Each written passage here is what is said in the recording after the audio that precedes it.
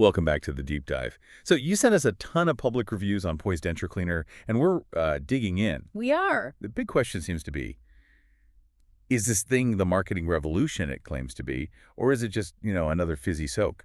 And that's our mission today. We're trying to move past the anecdotal, it feels fresh comments and really analyze the function versus the marketing. Right, getting into the weeds of it. Exactly. It's all about consumer transparency. What does it actually clean? And maybe more importantly, what are its limits?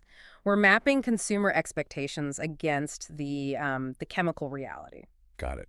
Oh, and of course, a quick but necessary note before we start.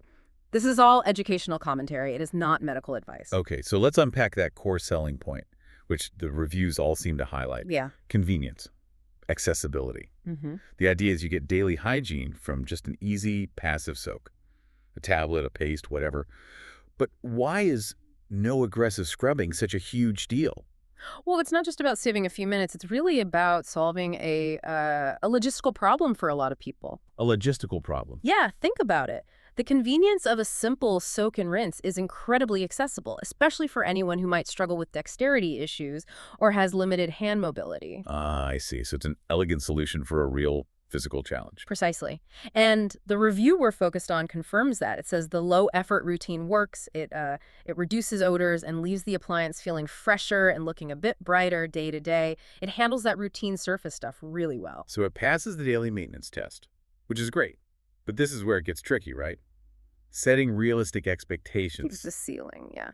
The product is marketed as a cleaner, but what is it actually designed to attack, chemically speaking? Mm-hmm. And where does that passive approach just fall short? That distinction is really the core of it all. Ploise and products like it, they rely on these effervescent oxygenating agents. The fizz, exactly. And what's fascinating is that this chemistry is brilliant at breaking down the daily sticky protein matrix we call biofilm. Biofilm. Okay, so in plain English, that's just the gunk. That's the daily gunk. Food particles, bacteria, all that light residue. And that's why using it regularly is so much better than just, say, rinsing with water. Okay, that makes sense for the daily stuff. But what about the long-term, really set-in stains? The review mentions coffee, tea, smoking. The deep stuff. Yeah, it says you shouldn't expect a miracle for those deeply embedded, what were they called, chromogens. Exactly. And that's the limitation of a passive soak. While those oxygenating agents are great at lifting organic stuff like biofilm, they just don't have the chelating agents or the mechanical force you need to lift those mineralized long-term stains. So calculus, things like that. Things like that. The source is very clear. If you're hoping this will erase years of discoloration overnight, the low-effort approach is going to disappoint you. That brings up a really interesting question then.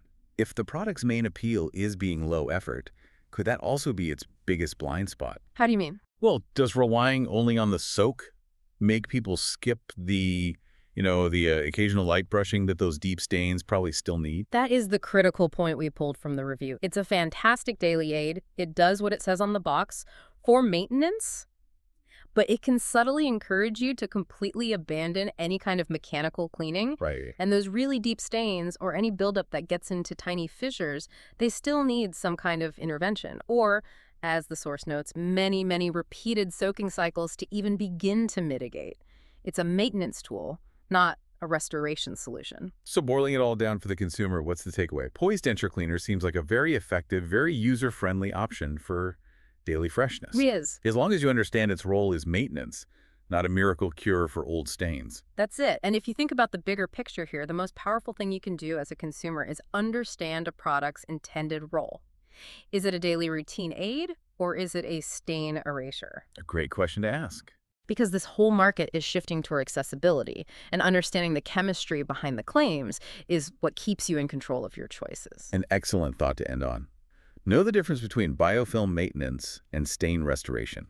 That's the real deep dive.